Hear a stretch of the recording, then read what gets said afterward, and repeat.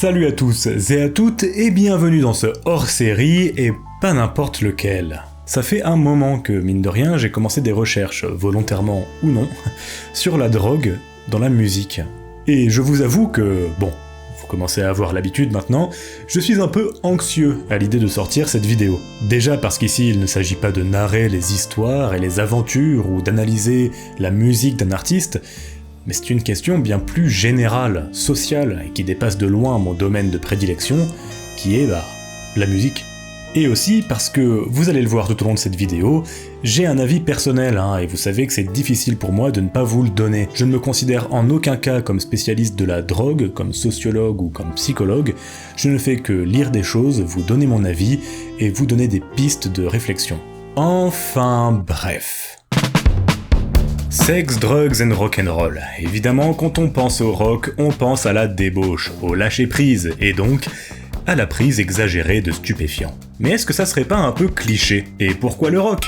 Et pas les autres genres? Et oui, s'il y a bien une chose dont je me suis rendu compte pendant mes recherches, c'est que la drogue est souvent une caractéristique du rock. Mais bien sûr, comme souvent, comme toujours, c'est loin d'être aussi simple. Alors, essayons d'y voir un peu plus clair. Premièrement, d'où remonte cette tendance? Pourquoi cette prise de stupéfiants est-elle si répandue dans le milieu musical? Qu'est-ce qui pousse un artiste à sauter le pas? Et pour finir, la question principale selon moi, est-ce que la prise de stupéfiants a son poids dans la balance de la créativité et du succès de certains artistes? Eh bien, voyons tout ça ensemble en plongeant dans l'intimité du rock.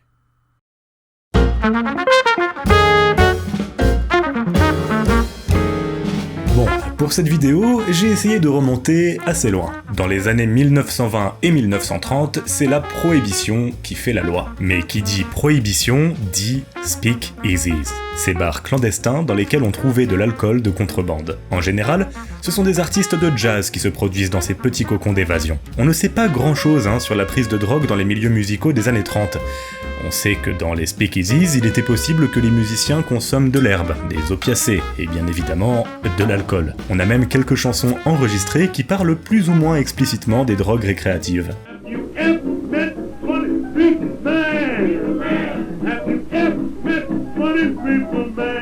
Les années 40 restent encore assez timides en ce qui concerne la prise de stupéfiants dans le milieu musical. Du moins, aux yeux du public. En fait, on n'en parle pas beaucoup, ça reste assez discret, notamment à cause de la forte répression et des politiques strictes des gouvernements durant la Seconde Guerre mondiale. Mais on peut tout de même citer quelques noms. À la fin de la guerre, Billie Holiday est au pic de sa carrière, mais au plus bas dans ses fréquentations. Son ex-mari puis ses amants l'ont initié et encouragé à la prise de stupéfiants, notamment l'héroïne, la cocaïne et l'opium. Après un passage en prison, Billie va brillamment et fortement relancer sa carrière, mais l'addiction reste, et finit par avoir raison de sa voix, de son énergie et de son corps. Malgré un rebond dans les années 50, elle décède en 1959 de multiples problèmes de santé, dont une cirrhose. Charlie Parker a connu relativement le même sort. Lui est addict aux opiacés depuis son adolescence. Dans une spirale incontrôlable, il passe à la morphine et à l'héroïne, et ses concerts finissent par en pâtir. Retard, annulation, passage en hôpital psychiatrique, même si ça s'apparentait à de l'automédication, et on y reviendra plus tard, il meurt à seulement 34 ans, en 1955.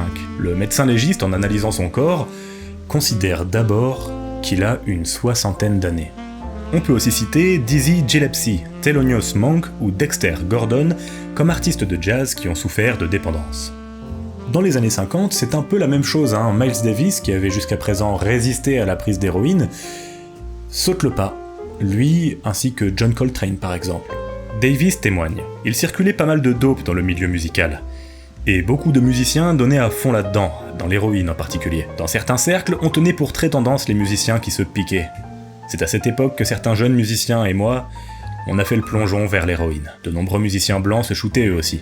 Stan Getz, Jerry Mulligan, Red Rodney, Chet Baker. Mais la presse faisait comme s'il n'y avait que les musiciens noirs. La consommation de drogue était alors très présente dans les 40s et les 50s, surtout sur la scène jazz. Mais vous le savez, c'est bien dans les années 60 que tout change.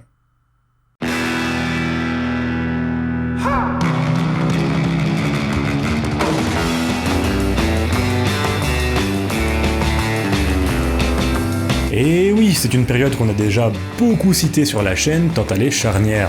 Les chansons, désormais chantées par des artistes étiquetés par des genres plus précis, rock, pop, folk, soul, sont de plus en plus politiques, dénonciatrices et explicites. On y parle de la guerre du Vietnam, on charrie la génération d'avant, on célèbre l'amour et le sexe, on se révolte contre le racisme, on veut changer le monde et bien évidemment, on parle de drogue et d'expériences psychédéliques. Les années 60 ont donc été définies par des mouvements sociaux, des protestations et de la consommation de drogue. La décennie a vu l'émergence du rock psychédélique, une musique destinée à reproduire les expériences hallucinogènes induites par des substances telles que l'herbe et le LSD. Mais ce n'est pas tout, hein. Les Beatles par exemple ont commencé à prendre des pilules en 61 pour rester alertes et en forme pendant tous ces concerts incessants et épuisants. Donc voilà, entre contestation du système, découverte d'autres mondes psychédéliques et sensoriels, coup de boost pour assurer une tournée, on trouvait un peu de toutes les drogues dans les backstage. Mais on reviendra sur les raisons de cette prise de dope plus tard.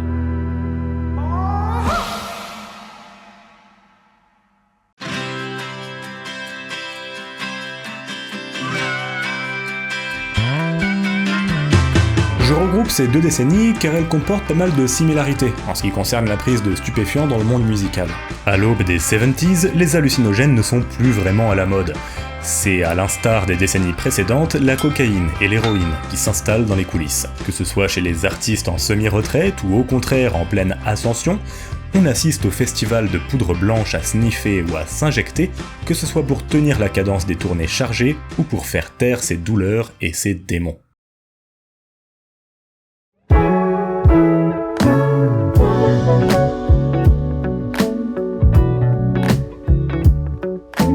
Aujourd'hui, comme jadis, la consommation de drogue reste présente dans les milieux musicaux, mais aussi culturels. Cependant, la grosse différence avec avant, c'est que le public est plus sensibilisé, a plus de connaissances sur la prise de drogue, que ce soit à la vue de ce que leurs artistes préférés sont devenus à cause des stupéfiants, ou bien avec leurs proches, des gens qu'ils ont connus. Alors de ce que je crois comprendre, le fait de prendre de la drogue, de manière abusive et ou quotidienne, en tant que musicien n'est plus vraiment à la mode. Disons que dans un monde où tout va super vite et qui est contrôlé par des gros majors, un artiste qui se pointe avec 4 heures de retard, à genoux, piqué à l'héroïne, ne sera plus aussi attendu et pardonné. Aujourd'hui, l'indulgence est moindre.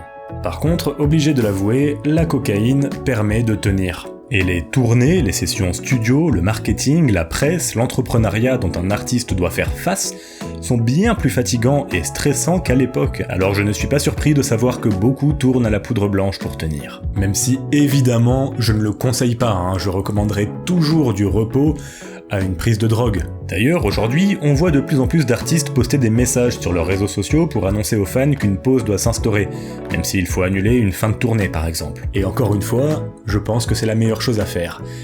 Mais ce n'est pas la plus rentable, donc on comprend que certains ne choisissent pas cette option. En parlant justement du marteau de jugement que représentent les réseaux sociaux, les artistes veulent en général garder une bonne image. On aime rarement voir un musicien qu'on aime apparaître sur Twitter méconnaissable, rasant le sol et aux portes de la folie, là où on apprécie un artiste qui va chercher le meilleur de sa discipline pour maîtriser son art.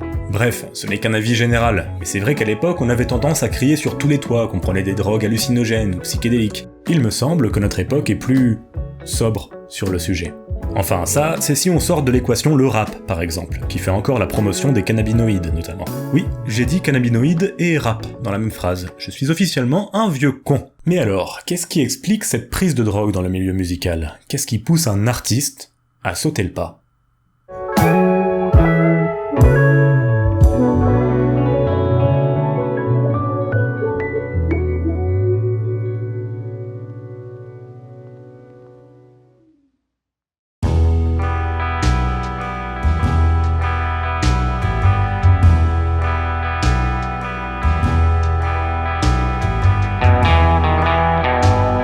La première raison que je semble déceler, c'est l'automédication physique et ou mentale. Pour reprendre notre exemple de tout à l'heure, Charlie Parker souffrait, genre beaucoup. Commençant la morphine légalement après un accident de voiture à 16 ans, la spirale a été infernale mais logique. En termes d'automédication, on peut aussi citer Kurt Cobain, qui souffrait de nombreux maux d'estomac et se battait pour sa santé mentale. Bref, sans faire de généralité, même si c'est pas une dinguerie ce que je vais dire, mais les artistes sont quand même souvent basés sur les émotions et la sensibilité. Beaucoup de choses passent par la tête quand on crée. Du pur bonheur aux méandres du désespoir. Il y a aussi le stress, pour les plus timides. Alors voilà, parfois, tout ce qui peut aider. La deuxième raison, que j'ai déjà un peu évoquée, c'est l'emploi du temps surchargé et la pression médiatique. C'est notamment le cas des Stones, qui, comme on l'a vu dans la première vidéo de la chaîne, ont commencé les drogues pour diminuer la pression liée au succès, aux foules et aux emplois du temps plus que chargés. Je pense que je prenais de l'héroïne pour gérer le succès et la pression. C'était un moyen de fuir, disait Keith Richards. D'ailleurs, je lis beaucoup cet argument dans les témoignages de musiciens même semi-pro, ou voire amateurs. Avant un concert, il faut se motiver si on n'a pas assez dormi dans le tourbus qui vient de parcourir 500 km en une nuit. Et peut-être aussi vaincre sa timidité. Alors, on prend des excitants.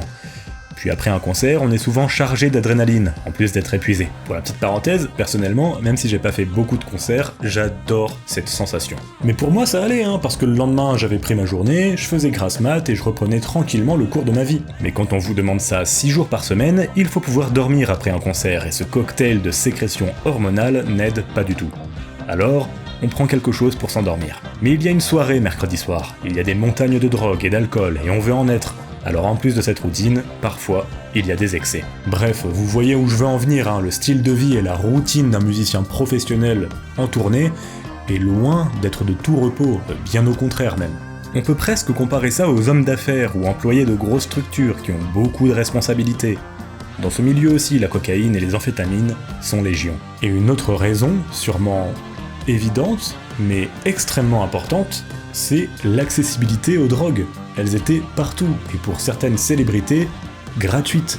L'accès aux substances était ridiculement facile. Ozzy Osbourne explique que c'est dans les coulisses après un concert qu'un pote lui a fait passer le pas de l'herbe à la cocaïne. Il a continué ensuite pour les raisons qu'on a citées juste avant, et tout simplement parce que l'addiction, c'est quelque chose de réel. Au bout d'un moment, quand à chaque fois que vous allez dans les backstage ou en soirée, que vous rencontrez quelqu'un et qu'il y a de la coke, de l'herbe, du speed, de l'héros sur la table, il y a de fortes chances que vous plongiez à un moment ou à un autre, comme le disait Miles Davis pour l'héroïne qui se baladait dans toutes les poches des jazzmen. Si vous ajoutez cette accessibilité à toutes les raisons précédemment citées, on obtient une réaction dangereuse. La prise spontanée d'une substance pour tester change doucement de couleur pour devenir une addiction physique et mentale. Mais vous l'avez deviné, si vous me connaissez, ce qui m'intéresse le plus ici, c'est ça. Est-ce que la drogue a une influence positive ou négative sur la créativité ? Est-ce qu'elle libère des espaces de notre cerveau qui nous rendent plus libres, plus liés à notre art ? Ou est-ce que tout ça n'est que légende ?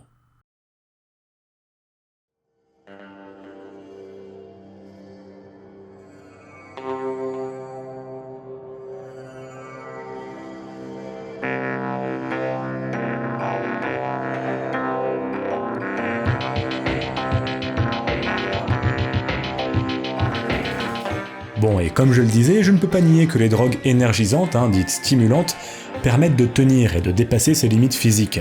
Mais est-ce que les autres drogues, les perturbateurs, les hallucinogènes, même les cannabinoïdes, rendent plus créatifs ? Rien de mieux pour aborder un sujet aussi lourd que des exemples. Revenons sur Charlie Parker, aussi appelé Bird. Nombreux sont les musiciens de jazz de l'époque qui ont tout tenté pour s'approcher du son de Parker. Certains même ont tiré des conclusions de la prise de stupéfiants de Bird et se la sont appropriées. Spoiler, aucun de ces copycats n'est arrivé à sa cheville. Je ne me suis jamais laissé embarquer dans le trip qui consistait à croire qu'en se piquant à l'héroïne on pouvait jouer comme Bird. Beaucoup de musiciens y croyaient, dont Gene Ammons, et ce n'est pas ça qui m'a fait passer à l'héroïne. C'est ma dépression à mon retour en Amérique, et l'absence de Juliette. N'importe quel musicien qui dit être meilleur quand il se pique ou quand il boit est un menteur. Quand je prenais des trucs, j'avais l'impression d'être meilleur, mais en réécoutant certains titres, ce n'est pas le cas. Ces petits malins qui pensent qu'il faut être éclaté pour être un bon saxophoniste sont fous. Ce n'est pas vrai. Croyez-moi, vous raterez les meilleures années de votre vie, ces années de possible création. Un autre exemple, Zappa. Vous connaissez Zappa ? C'est ça. Day by day, I'm falling more in love with you, and day by... Just like a penguin in bondage, boy.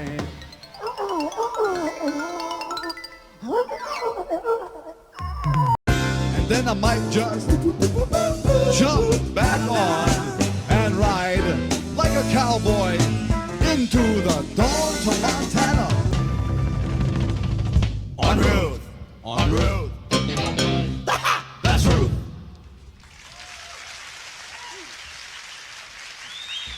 Thank you very much. Cet énergumène qui semble savoir voyager entre toutes les dimensions musicales avec un talent et une dextérité inhumaine ne peut pas avoir une vie longue et sobre de toute substance, hein? Eh bien si. C'est même parfaitement ça en fait. Aucune drogue, si ce n'est la caféine, la nicotine et l'alcool occasionnellement. Et je vous vois venir, oui, ce sont des drogues, comme le sucre par exemple. Mais vous voyez ce que je veux dire. Enfin bref, son succès était là et est encore là aujourd'hui. De plus, on peut lire des centaines de témoignages de fans de Zappa qui ont vécu des moments extraordinaires en l'écoutant sous substance. Autre exemple, Angus Young. Et oui, je le découvre en même temps que vous. Aucune drogue.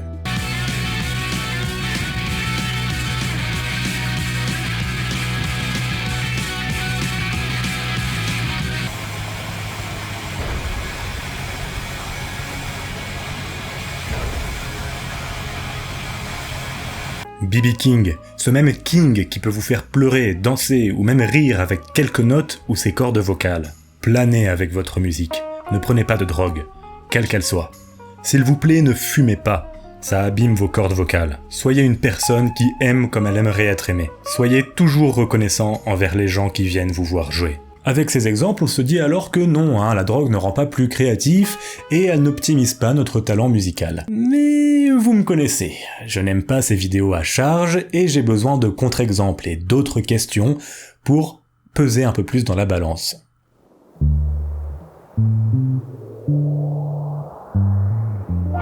Sans drogue, est-ce qu'on aurait eu Are You Experienced? Dark Side of the Moon? Est-ce qu'on aurait eu cette performance monumentale de Santana à Woodstock? Est-ce que si Jerry Garcia avait été sobre, Grateful Dead aurait été aussi... grateful? Bon, pour Pink Floyd, la réponse est assez évidente. Après le désastre de Syd Barrett, qui a chuté au plus bas à cause de ses addictions, le groupe s'est retrouvé traumatisé et témoin direct des dangers de la drogue. Et contrairement à ce qu'on peut croire, Pink Floyd, c'était beaucoup d'herbe, certes, de la cocaïne pour Wright, mais les vraies grosses expériences psychédéliques étaient occasionnelles. Le groupe était mine de rien très cérébral, réfléchi et conceptuel, surtout sous l'ère Waters, un exigeant personnage. Bref, on n'est pas sur le gros docu de plus d'1 heure que je vous prépare sur le groupe, alors revenons à nos moutons. Pour Jerry Garcia, qui est considéré comme l'un des plus gros défoncemen du rock, c'est un peu la même chose que pour Jimmy ou Parker. Le guitariste est tombé amoureux de son instrument très jeune. Très tôt, il est effectivement vu comme le fêtard, celui qui prend des drogues et qui s'amuse au max, mais on oublie souvent la bête de travail qu'il était. Il se levait à 7 heures pour travailler ses gammes et sa dextérité. C'était un vrai amoureux de la guitare, et pour ce qui est de son expérience avec l'acide, il s'agissait pour lui d'une expérience humaine avant tout. Il ne savait pas ce qui allait se passer quand il en prenait. Mais lui aussi déclare que toute musique est psychédélique, et que la prise de drogue peut avoir un effet sur la perception qu'on a de la musique, mais pas spécialement, ou du moins pas toujours, sur la création. Pour Jimmy, le consensus dit qu'on ne sait pas vraiment quelle était sa consommation de drogue dure, mais elle était et est possiblement très exagérée par les médias. Et je pense que le docu d'1h15 que j'ai pondu l'année dernière vous a convaincu quant à son talent, son éveil musical et son amour de la guitare. Alors non, je considère que les drogues ne sont pas les majeurs responsables de son héritage. Et pour Santana, l'histoire est assez surprenante. Il était si défoncé pendant son live à Woodstock qu'au bout d'un moment, il croyait que son manche de guitare était un serpent. Alors, on aime tous cette performance. Mais pas Carlos. En effet, il déclare se sentir super gêné à chaque fois qu'il revoit ce solo endiablé. J'ai l'impression de voir un surfeur essayer maladroitement de ne pas couler sous une énorme vague. Il s'est depuis promis de ne plus ou de ne pas prendre autant de drogue avant un concert. Sinon, ce dernier a aussi déclaré que les drogues n'étaient qu'une excuse, mais que le LSD, avec une bonne dose et surtout bien supervisée, peut potentiellement aider notre lumière intérieure à briller, quoi que ça veuille dire. Et je rajoute juste un petit point post-montage pour apporter des précisions sur cette histoire. En fait, après vérification, Santana n'a pas l'air complètement honteux de la performance non plus. D'après lui, il était bien trop défoncé car il a été appelé trop tôt, alors qu'il prévoyait de redescendre avant de jouer. Mais ces témoignages s'entremêlent, et certains utilisateurs d'acide doutent même de la véracité de cette anecdote, car il serait apparemment très difficile, voire impossible pour certains, d'arriver à une telle précision de jeu aussi peu de temps après l'ingurgitation de la drogue. Alors peut-être une légère exagération? Bref, Carlos a une idée bien fondée sur les drogues. Apparemment, elles peuvent aider à voir plus large. Il conseille les drogues relativement naturelles dans certaines situations, mais insiste tout de même sur l'importance du travail et ne conseille pas vraiment de jouer dans un état second. Bon, je voulais juste poser ça là pour être minutieux, mais ça reste un bon contre-exemple. Bon, mais alors la question qu'on peut se poser, c'est qu'est-ce que ça aurait donné si ces artistes ne se droguaient pas? En fait, voilà le consensus que je comprends en lisant des études scientifiques, des avis et des témoignages. On a tendance à imaginer que tous ces génies sont restés légendaires parce qu'ils ont ingéré des drogues dangereuses et que grâce à elles, ils ont pondu des chefs-d'œuvre inaccessibles au commun des sobres. Et pour ne pas être de mauvaise foi, c'est en partie vrai, mais c'est le en partie qui est super important. Pour essayer de vulgariser les différentes études que j'ai pu lire sur le sujet, la communauté scientifique s'accorde à dire qu'au niveau neurologique, la prise de stupéfiants n'améliore pas le processus de création. Elle pourrait même nuire à ce dernier. Potentiellement, de nouvelles perceptions peuvent apparaître, d'où le fait qu'écouter une chanson ou regarder un tableau sous stupéfiant puisse être une expérience. Et là, on en vient au débat de l'œuf ou la poule. Finalement, est-ce qu'on pourrait penser que les musiciens n'ouvrent pas leur conscience au maximum avec des drogues puis pondent un album exceptionnel, mais l'inverse? Imaginons que l'idée serait là en première. Un album de rock bien énergétique par exemple. Alors pendant le processus de création, un artiste qui consomme une certaine drogue, ici très certainement la cocaïne, peut, suivant la personne et son approche, avoir une façon de jouer un peu différente, un lâcher-prise qui peut apporter une nouvelle touche à une maquette déjà existante. Mais en fait, est-ce que ce n'est pas possible d'arriver au même résultat sans drogue, à force de répétition et de connaissance? Quand on boit par exemple, on se sent plus sensible.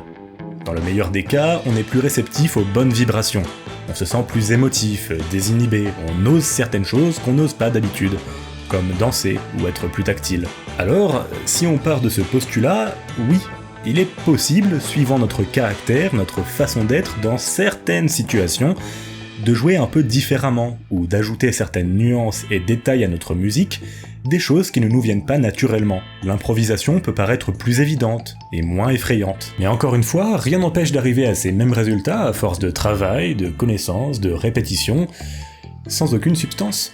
Alors, comme je vous le disais, enfin, comme j'ai pu le lire, parce que moi j'y connais rien, la drogue ne rend pas plus créatif. Mais si, par exemple, on se sent moins timide, et la peur de faire une erreur diminue, eh bien, on peut considérer qu'elle nous rend plus créatifs.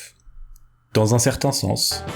Je pense qu'il est important de comprendre que certains artistes, certaines personnes qui sont dans certaines situations bien précises, ont à un moment demandé un coup de pouce à des molécules supplémentaires, et que ça a marché pour eux. Et d'ailleurs, on a souvent tendance à oublier tous ceux pour qui ça n'a pas marché. En fait, petit à petit, je me rends compte que ça a très peu d'importance. Si vous voulez mon avis personnel, le voici. Bird souffrait le martyre. Et la seule chose qui le soulageait vraiment, réellement, c'était de jouer. Et c'est ça qui le rendait aussi bon. Pas le fait qu'il se piquait pour faire taire la douleur couplée à cet emploi du temps plus que chargé. Toute cette souffrance physique et mentale due à ses soucis de santé et à son addiction était transmise par son souffle. J'ai la même théorie pour Cobain, un talent brut, souffrant, qui ne savait communiquer clairement qu'à travers la catharsis de sa musique. Son ventre, son passé, ses problèmes mentaux, non aidés par l'addiction, lui donnaient envie de crier, de se libérer, pour essorer cette douleur. Jerry Garcia, Clapton, Lennon, Hendrix, Janis, Lou Reed et bien d'autres. Toutes ces personnalités étaient très spéciales. Je ne veux pas entrer dans le débat de l'acquis versus l'inné, mais le talent était là, indéniable. Je ne connais aucun artiste, aucune personne, connue ou non, qui n'avait aucun talent, une technique médiocre, une passion incertaine, devenir extraordinaire, inspirant et légendaire grâce aux drogues. Alors, désolé les amis, mais il n'y a pas de vérité universelle sur un sujet aussi vaste. Dans le meilleur des cas, aussi rare soit-il, la drogue a pu avoir un impact sur le jeu ou la timidité d'un artiste. Mais dans le pire des cas, aussi fréquent soit-il, la dope a détruit des vies, des carrières et des potentiels. Elle nous a enlevé trop tôt des véritables gemmes qui auraient pu se soigner, témoigner et continuer leur art, suivant le fil de leurs multiples vies.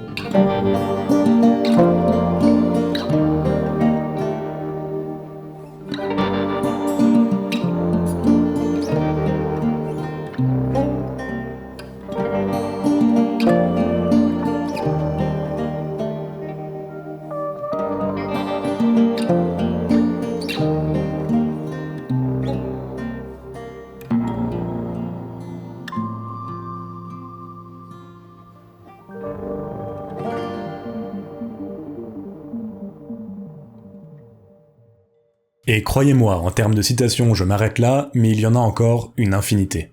J'aimerais ajouter aussi qu'il ne faut pas oublier que la musique est profondément mathématique. Du jazz à la trance. Ce n'est pas comme si en se détruisant la tête à l'acide, on allait découvrir un nouveau rythme, ou qu'une guitare peut en fait faire un son de cornemuse. Et si Zappa et Pink Floyd ont pu faire de la musique qui a inspiré tant de monde, adeptes des drogues et amoureux de thé, c'est bien que ça vient d'eux, et pas des molécules qu'ils ont pu ingérer ou non. Pour finir, on peut aussi dire que si Santana a marqué par ce solo de guitare légendaire plein de LSD, et que tout le monde cherchait le son de Charlie Parker sous héroïne, mais que ces deux ne sont pas fiers de leurs prestations respectives, c'est que la perception qui reste de ces instants vienne du public, et non pas de l'artiste. Tous les adeptes d'acide ont vu Santana comme l'un des leurs, qui a transformé sa goutte en un solo légendaire. Lui l'a vécu comme une humiliation et un inconfort. Les collègues de Bird voyaient ces solos héroïnomanes comme un monde inaccessible. Lui aurait aimé les refaire. Alors, qu'est-ce qui compte le plus ? Ce qu'un artiste a voulu faire ou ce que l'on retient, nous, de son héritage, quitte à ce que notre goût soit altéré par notre manque de connaissances. Il n'y a pas de bonne réponse. Bon et bien les amis, nous avons vu l'histoire de la consommation de drogue dans la musique, les raisons principales qui font qu'un artiste saute le pas, et nous nous sommes posé la question de la créativité. Mais qu'est-ce qu'on peut bien tirer comme conclusion ?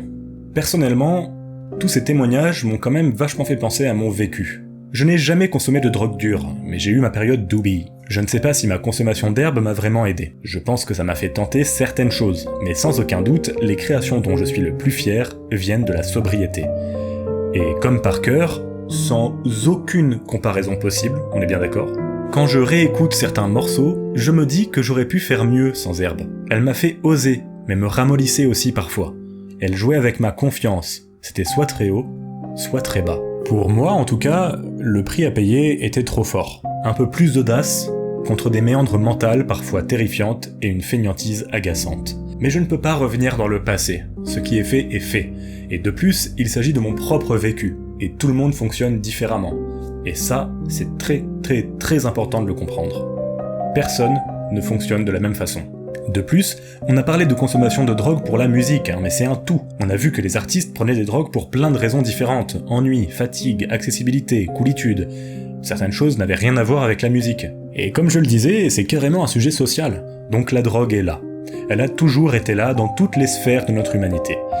Et c'est évident qu'elle fasse partie de la vie des artistes qui veulent avoir l'esprit le plus ouvert possible. Mais tout le monde le sait, c'est un pacte avec le diable. Tous les artistes que j'ai pu lire sur le sujet expriment une forme de regret. Et personnellement, j'ai tendance à admirer les humains ouverts naturellement, qui ont trouvé leur style et qui excellent dedans. Comme si ces portes que la drogue pouvait ouvrir étaient de toute façon déjà ouvertes chez eux. Car l'amour de l'instrument, la passion de la musique, vous fera chercher aussi loin, si ce n'est plus, que n'importe quelle drogue. En tout cas, c'est mon avis. De plus, je n'ai pas axé mon documentaire là-dessus, mais on peut aussi se poser la question de l'influence de cette promotion passive des drogues sur les auditeurs et les fans. J'ai vu qu'il y a beaucoup de théories et d'avis différents sur cette notion, mais je pense qu'on peut dire qu'il y a forcément toujours une part de mimétisme entre artistes et fans. Mais je n'ai pas la réponse. La drogue est là, et elle est utilisée par beaucoup d'artistes. C'est un sujet social, alors est-ce qu'on la cache sous le tapis pour éviter toute propagation ? Ou on en parle, on l'assume, et on essaye de comprendre ses limites, au risque que certains soient perdus en route. En tout cas, toutes ces petites pistes de réflexion me donnent bien envie de faire une suite sur l'influence des artistes sur leurs fans. Qu'est-ce que vous en dites ? En fait, il y a tellement de choses à traiter qui ne sont pas forcément inhérentes à la musique en elle-même, mais plus le côté social entre les artistes, les fans, l'industrie musicale, que j'ai vraiment envie de m'orienter un peu plus souvent dans ce domaine-là. En tout cas, j'espère que ça vous plaît. Si c'est le cas, n'oubliez pas de mettre un pouce, un petit commentaire et de partager cette vidéo, et on se dit à la prochaine sur l'intimité du rock.